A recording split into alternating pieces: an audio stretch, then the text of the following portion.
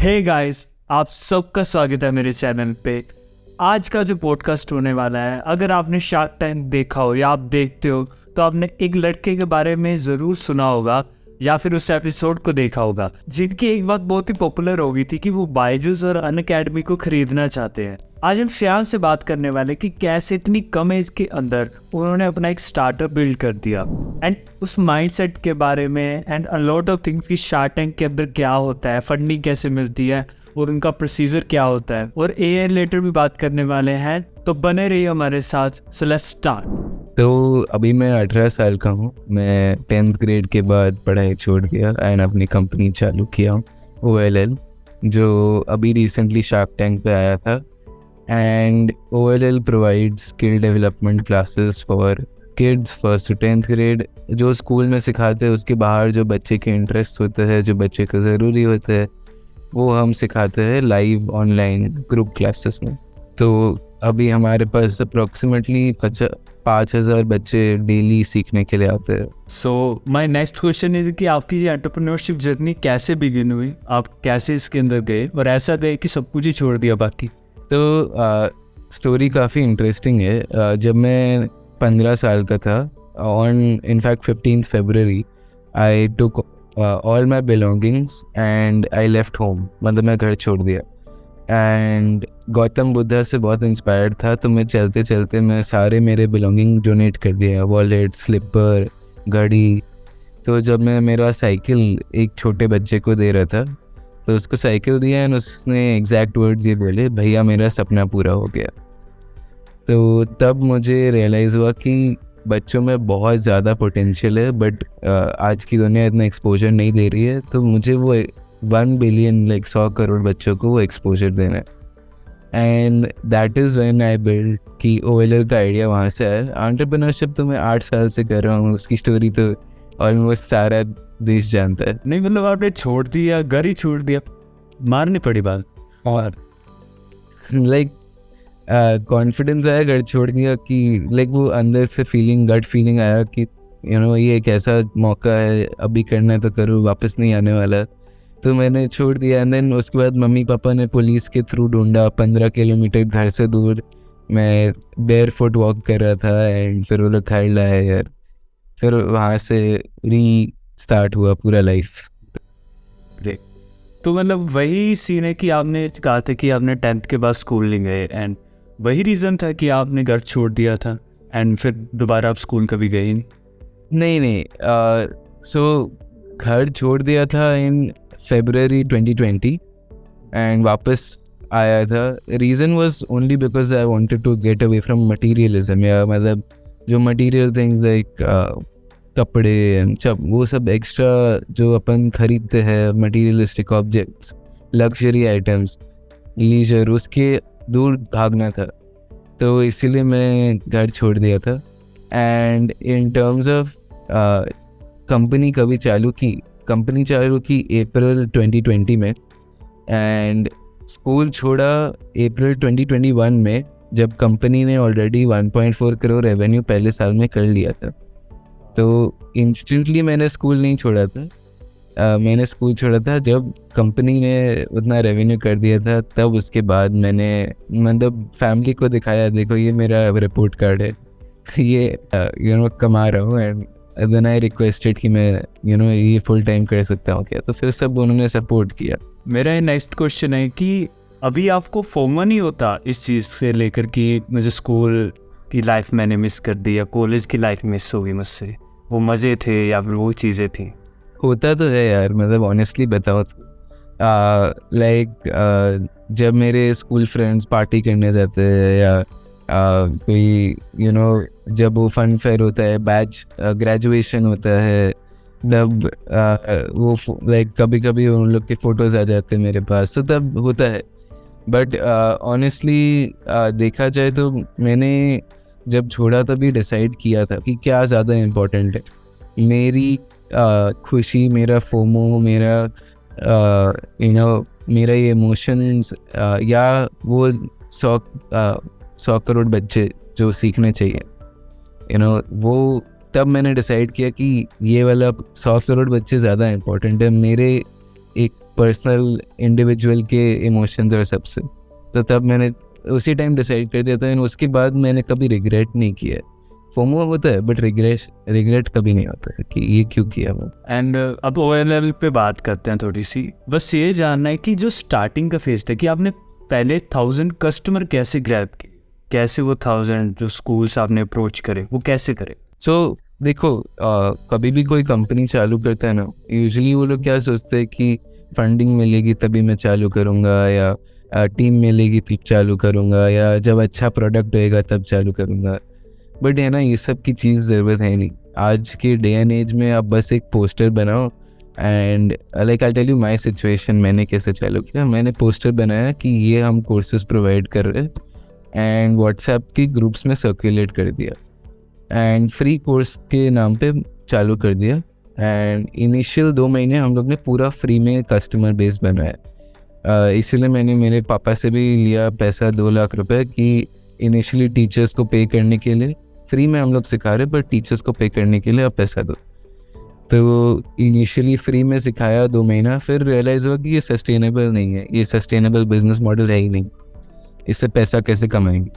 तो फिर हम लोग ने एक ऐसा जगह ढूंढा जहाँ हमारे कस्टमर्स बल्क में मिलते थे, ट्रस्ट करते हैं एक दूसरे अथॉरिटी को, एंड हमें उससे वो एक जन को कन्विंस करना है। For us it was a school, कि हमें सिर्फ प्रिंसिपल को कन्विंस करना था कि आप एक ओरिएंटेशन होस्ट करो हमारे साइड से, या एक वर्कशॉप हम प्रोवाइड कर रहे हैं, आप ये होस्ट करो। तो वो सिर्फ एक जन को जब कन्विंस करना है और वो एक जन आपके लिए 100 कस्टमर लाएगा, then the job becomes very easy. तो इसीलिए हम लोग ने कभी भी मार्केटिंग बजट हमारा ऑलवेज 0 रहा, डिजिटल मार्केटिंग बजट। तो हम लोग ने विदाउट एनी डिजिटल मार्केटिंग सारा कस्टमर बेस बिल्ड किया, पूरा based on like trust between principal and us. तो वो ट्रस्ट बैठाने के लिए हम लोग ने उनको फ्री कोर्सेज प्रोवाइड किए, हम लोग ने उनको एंट्री लेवल प्राइस पे दिया, एंड उन्होंने जो मांगा वो दिया उनके प्राइस पे एंट्री करने के लिए स्कूल के अंदर, एंड जस्ट दैट ट्रस्ट बैठ गया। फिर उसके बाद तो बस they give you the order, right? So it's all about trust. Find one higher level decision maker. My next question is वही बायजूस अकेडमी को लेकर है। सुन तो नहीं है कि आप खरीदना चाहते हो, लेकिन कौन सी ऐसी चीज़ है जो आपने उनसे सीखी? सो मेरा सबसे बड़ा लर्निंग हुआ है जब मैं एक एजेंसी से बात कर रहा था। वो लोग बोले थे हम आपके लिए मार्केटिंग करेंगे एक्सेट्रा। तो मैंने और उन्होंने बताया कि ये आपके टारगेट ऑडियंस है, मींस ये लोग हैं जो बायजूस पे आ रहे हैं, जो अनअकैडमी पे जा रहे हैं, ये लोग आपके टारगेट ऑडियंस है। तो मैंने उसको बोला कि यार हमारा प्रोडक्ट डिफरेंट है, हम कोई और कोर्स बेचते हैं, हम स्किल डेवलपमेंट बेचते हैं, तो वो हमारा टारगेट ऑडियंस कैसे हुआ? वो तो एकेडमिक्स के लिए जा रहे। तो उन्होंने मुझे जब बोला कि see everybody who is targeting your audience, means अगर वो नींबू पानी भी बेच रहे बच्चे को, अगर वो टॉयज़ भी बेच रहे बच्चे को, अगर वो कोई दूसरा प्लेटफॉर्म है जो आपको बच्चे को कुछ बेच रहे, तो जो भी बच्चा तो एक ही है ना, बच्चे को बाकी सब टारगेट कर रहे हैं। तो बच्चे का अटेंशन बहुत कम है, मतलब वो सब एक वही बच्चे का अटेंशन के लिए हर जगह एड्स रन कर रहे हैं, ये कर रहे हैं, वो कर रहे। तो तब मुझे सबसे बड़ा लर्निंग आया कि everybody who is targeting my target audience is my competitor, right? And everybody who is targeting that same, like जैसे अगर आप इंस्टाग्राम रील डाल रहे हो, तो जो रील में जा रहा है वो आदमी तो सेम ही है, जो आपका भी रील देखेगा, आपके कंपेटिटर के सोशल मीडिया पेज का भी रील देखेगा। तो this person is same, right?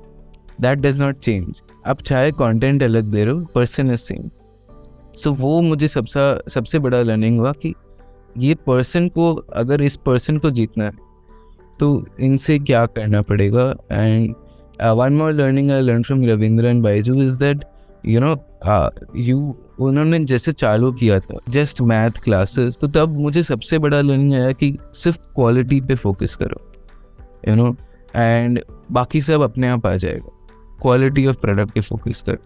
And वो इतना ज़्यादा मार्केटिंग नहीं करता था, वो अपने आप, उसकी क्लासेस इतने अच्छे होते थे ना कि वो लोग वर्ड ऑफ माउथ से फैलते थे।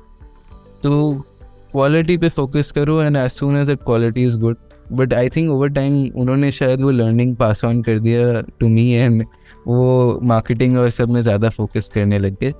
But I think quality is the most important factor.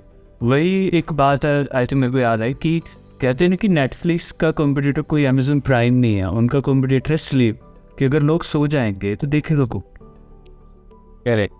अब बात करते हैं कि शार्क टैंक का एक्सपीरियंस कैसे रहा, कि सिलेक्शन प्रोसेस से लेके फंडिंग मिलने तक वो क्या जर्नी थी, आपने कैसे किया उसको? तो मैं तो एज ए नॉर्मल एप्लीकेंट ही अप्लाई किया, गूगल फॉर्म भरा, जो गूगल फॉर्म नहीं जो फॉर्म है उनका भरा, लंबा प्रोसेस है उनके, 4 स्टेप्स है।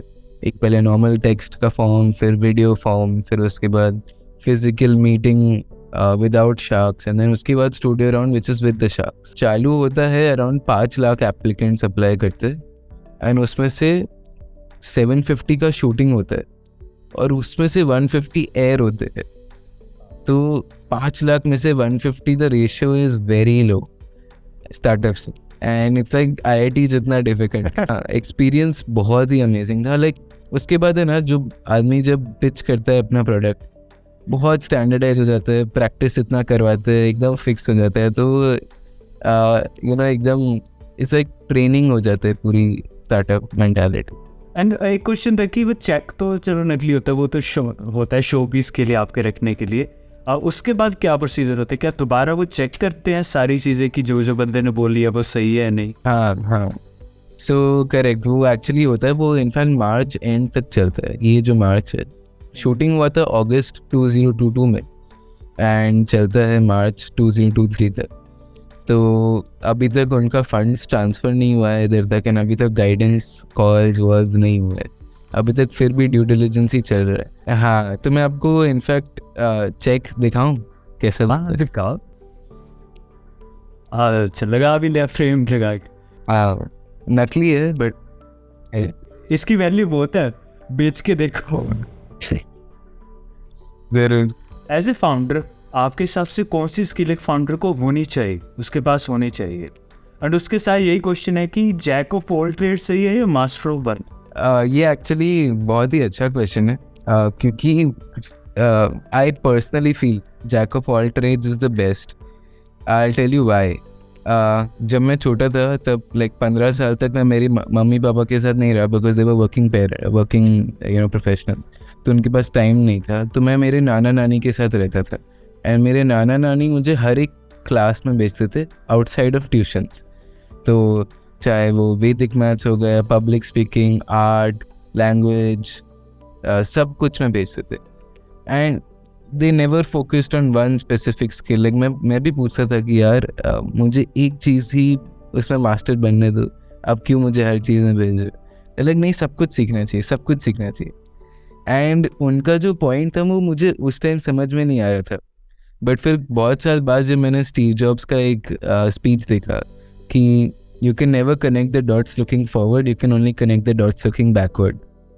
तो जब मैं बड़ा हुआ तब जो मैंने आर्ट एंड क्राफ्ट सीखा था छोटे बच्चे के जैसे, वो आज सारा जो मेरे वेबसाइट पे UX UI डिज़ाइन है वो सारा मैंने बनाया। जितना भी पब्लिक स्पीकिंग स्किल्स आप लोग ने मुझे देखा, कॉन्फिडेंस देखा शार्क टैंक पे, वो सब वो स्पीच एंड ड्रामा क्लास से आया जब मैं छोटा था। जो इंस्टेंट मैथमेटिक्स कैलकुलेशंस चाहिए वो सब वैदिक मैथ से आया, एंड चेस की मूव्स जैसे खेलते हैं, प्लान करते हैं, वो ही आज बिजनेस में जब प्लानिंग होता है वो उधर से ही आता है। So you understand the soft skills that I learn as a kid, वो आगे जाके बहुत काम आते हैं and jack of all trades is the best I feel. तो AI को लेकर आपका क्या व्यू है? एजुकेशन सेक्टर में AI कैसे हेल्प करेगा, या फिर ये वही चीज़ है जैसे ब्लॉकचेन आया था अभी, ब्लॉकचेन क्रिप्टो एकदम से कितना बूम आया, हर कोई वही बात कर रहा, लेकिन उसके बाद अब तो कोई बात ही नहीं कर रहा। लेकिन है, अभी भी है, लेकिन बात कोई नहीं कर। वही AI बहुत आ रहा है, अभी बहुत लोग बात कर रहे हैं, तो क्या आपका व्यू है इस पे? मेरा पर्सनल व्यू है, अगर आपने ChatGPT यूज़ किया है तो ये है कि it's here to stay. We have to upgrade our cells. Like इधर कंटेंट राइटर्स के जॉब्स चले गए, एंट्री लेवल प्रोग्रामर्स के जॉब्स चले गए, even coming to customer support, right, वो भी जॉब एक सॉर्ट ऑफ चला गया. सो एंड बहुत सारे ऐसे legal entry level jobs and आगे जाके बहुत सारे जो एंट्री लेवल जॉब्स हैं ना, धीरे धीरे बंद होते जा रहे. जो चैट जीपीटी कर सकता है उसके लिए कोई क्यों हायर करेगा, आप ही सोचो. तो ChatGPT is here to stay. It's just that we have to as humans upgrade our skills. अभी जो स्कूल में सेम चीज़ सिखाएगा और आगे जाके चैट जीपीटी मेरे से अच्छा प्रोग्राम बनाएगा, ये मेरे से अच्छा कोड लिखेगा या जो भी, तो I will not be able to survive in the market. Even as a job के लिए अप्लाई करूँगा तो. So that's a very apt question and answer है ना मुझे अभी तक ऑनेस्टली मिला नहीं है. व्हाट आई फील इज़ जितने स्किल्स आप सबसे ज़्यादा इम्पोर्टेंट स्किल वो होना चाहिए कि आप अनलर्न करके रीलर्न कर पाओ. लाइक अभी एग्जांपल, आपको ये जॉब मिल गई, आगे जाके वो जॉब चैट जीपीटी ले लेगा तो आपको वो भूलना पड़ेगा कि मैंने ये जॉब किया है, एंड जैसे वापस सीखना पड़ेगा, वापस स्कूल में जाना पड़ेगा कुछ नया सीखने के लिए. समझ रहे हो? तो ऐसा नहीं एक बार स्कूलिंग कर ली 10 साल फिर उसके बाद पूरे लाइफ कभी स्कूलिंग नहीं की. ऐसे करना पड़ेगा कि हर 5 साल में या हर 2 साल में वापस स्कूल जाना पड़ेगा, वापस पढ़ना पड़ेगा, वापस रिवाइव होना पड़ेगा.